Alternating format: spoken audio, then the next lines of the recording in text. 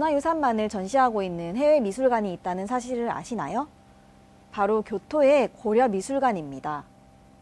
고려미술관을 설립한 사람은 놀랍게도 제1교포 1세 정조문 선생입니다.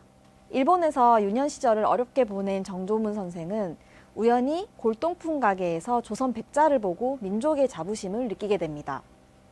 그 이후로 정조문 선생은 30여 년간 일본에 있는 우리 문화재를 모으는 데 힘을 씁니다. 그 결과 1988년 고려미술관을 설립하고 자신이 찾은 모든 문화재를 헌납합니다. 그렇게 명맥을 이어온 곳이 지금 교토의 고려미술관입니다. 정조문 선생과 그의 부인이 떠난 자리에는 그의 아들이 지키고 있었습니다. 미술관은 1988년 10월 달에 개강했어요. 그래서 개강한 이유라는 것이 1925년에 내 아버지가 경산부터 예천을 떠나시고 일본에 도착하신 것이 1925년이었습니다. 그래서 8살, 영세가 8살 때 일본에 건너와서 그래서 1989년 2월 달에 세상 떠나실 때까지 약 63년간 일본에서 제1교포 1세를 겪으면서 생활하셨어요. 그래서 내 아버지가 너무나 큰 뜻을 가지고 있어서 그래서 통일될 때까지 한국 땅을 한 번도 돌아가고 싶지 않다. 통일된 그날에 나도 한국 땅을 다시 방문하겠다. 그렇게 하셨기 때문에 세상 떠나실 때까지 그것을 뜻을 이루지 못하시고 그래서 돌아가고 싶다. 고향에 가보고 싶다. 그런 마음이 너무나 앞서가지고 일본에 있으면서 한국을 알 수 있는 그런 유물들을 자기 집 안에 좀 700촌을 모으시고 원래는 여기 자기 자택이었어요.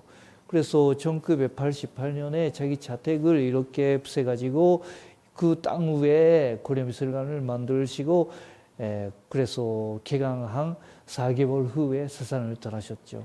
올해는 1919년 3.1운동 100주년이라서 지금 우리가 이 개배전을 하는 것이 일본 사람들은 1910년에 한국이 무너졌다고 하는데 그렇지 않다고 우리는 1980년대에 이렇게 생긴 그러한 유물들을 약 70전을 여기 존재하면서 나라가 없어도 지금의 한국의 문화 그래서 조선반도에 있는 그러한 기술들은 벌써 1850년 그래서 후반기 말기에 이루어진 그 완조시대의 그런 기술들이 지금도 우리한테 전해지고 있다는 것을 일본 사람들에게 알려지는 것이 얼마나 깊은 뜻이 있을까라고 나는 생각했어요. 일본에 있는 한국 유물들은 모두 일본 사람들이 존경해서 사랑해서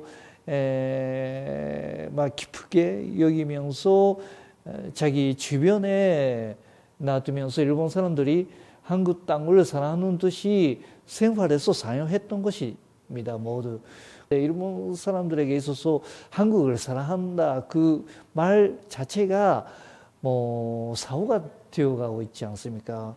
그런데 이러한 것이 일본에 많이 남아있다는 것이 정말은 일본 사람들도 메이지 다이쇼 그 사람들 통해가지고 아주 한국을 사랑했다는 것을 우리한테 전해지고 있는 것입니다. 그래서 전지적으로 우리가 일본하고 한국을 향해서 이야기하는 것보다 문화를 통해 가지고 우리가 일본 사람들에게 전해지는 것이 일본 사람들이 일본을 다시 되찾다라는 그런 뜻으로서 이것을 일본 사람들에게 보여지고 싶다 하는 그런 기획을 했어요. 이것은 화각입니다. 원래는 이것이 어느 시대에 만들어졌는가 우리도 정확하게 모르고 한국의 그런 전문가들도 아직까지 화각에 대해서는 알 수 없는 그 점이 있는데 그러나 일본에서 이러한 것을 많이 아꼈다는 그 자체가 우리도 놀라운 것이고 일본의 골동품 장사에 가면 이것이 엄청난 돈으로서 왔다 갔다 하거든요.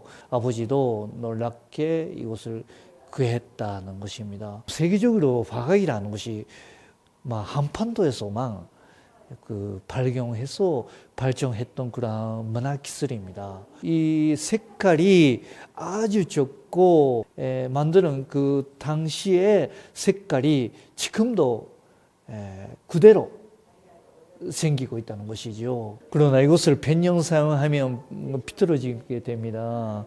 여기에 보시면 여기에 이재만 선생님의 인간 문화재 백크호라고요. 이 선생님이 작년에 한 달간 우리 고려미술관에 머무르시면서 100년 지나서 비틀어진 그러한 화가찬들을 모두 새롭게 새로운 모양으로서 그 원래 모양을 되찾게 된 것입니다. 복원을 했다. 근데 왜 한국 사람들이 일본에 와서 일본 문화를 보는 것처럼 한국 문화를 찾아오는가? 나도 그것을 많이 궁금하게 생각하는데 오늘 한국 분이 여기에 오시고 이야기하는 것이 일본 사람들이 그 한국 문화를 이렇게 가까이 볼 수 있는 장소가 일본 땅에 너무 그렇게 없지 않습니까? 고려미술관에 일본 사람들은 와서 여기에 항상 볼 수 있는 장소가 여기밖에 없고 일본 사람들의 가까이 하는 모습을 한국 사람들이 그것을 보면서 일본 사람들도 원래는 우리나라를 아주 정의하고 있다. 일본 사람들도 정치 이야기 하면은 그 나쁜 이야기를 하는 것이 있는데 그러나 원래는 일본 사람들이 이렇게 한국 문화를 가까이 하고 싶다는 것을 그것을 보면서 한국 사람들이 많이 감동하는가 라는 원래 그렇게 생각하는 거거든요.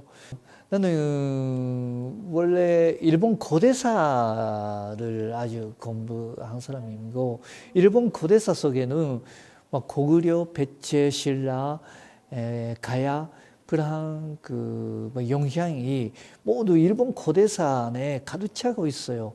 그것을 일본 사람들이 아니다고 일본의 고대부터 한국의 외국 사람들이 한국에 쳐들어갔다. 그러한 사실들도 일본 속이 고직이란 책 속에 많이 남아 있어요. 그러나 원래는 그런 것이 아니라 한반도에서 일본에 많이 도레인이 건너와서 일본 나라 하는 것을 만들어줬다는 것이 그것을 팔기 위해서 나는 고대사부터 들어갔어요. 그래서 고대사를 많이 연구하더라도 일본 사람들 그것을 많이 최근에는 인정하고 있어요. 특히 도쿠가와 막부 속에서는 일본하고 한반도를 왔다 갔다 12번 한 그런 조선통신사 이야기도 지금에는 일본 사람들에게도 많이 알려졌고 근대사 보면 이렇게 지금 전시하는 것처럼 일본 사람들이 많이 한국 유물을 가지고 싶다 그런 것도 알게 되었고 일본의 그 역사 속에서는 한반도하고 그것을 고리를 가지면서 우리에 있는 문화도 그렇고 한국 문화도 그런데 일본에 역사하는 것이 존재할 수 없어요. 아버지는 1989년 2월 달에 세상 떠나시고 내 어머님이 그저께 돌아가셨어요. 3월 달에 돌아가셨어요. 그래서 나도 이어받고 여기에 응연을 해야 하는데 내가 생각하기에는 고려미술관 하는 것이 제일 교포에 있어서 일본에 사는 그러한 제일 교포들을 위해서 일세 미술관이라고 나는 생각합니다. 아버지 주변에 일본 사람들도 아버지를 아주 정의하는 사람들이 일본 사람들 안에서 많이 생겨났고요. 그래서 아버지는 혼자서 이것을 만들어진 것이 아니라 일본 제일 교포들하고 뜻을 같이 했고 일본 사람들에게도 똑같이 뜻을 한 사람. 그것이 일세의 매력이라고 나는 생각합니다. 그래서 고려미술관은 그러한 뜻을 이어받고 일세의 미술관이라고 나는 만들고 싶어요. 그래서 언제까지 일세 하는가라고 하면 일세는 영원하게 한국하고 일본을 왔다 갔다 하면서 우리의 그런 조상들의 그런 모습이라고 생각하고 한국 사람들에게 있어서 1세라는 것이 원래 1세라는 것이 한국 땅에서 태어나서 일본에 건너온 사람들이 아닙니까? 네, 원래 일본에 있는 유물들도 한국에서 만들어지고 일본에 건너왔기 때문에 우리 아버지도 1세이고 여기에 있는 유물들도 모두 1세라고 생각하기 때문에 1세 미술관이라고 나는 생각하고 그렇게 만들고 싶어요. 네.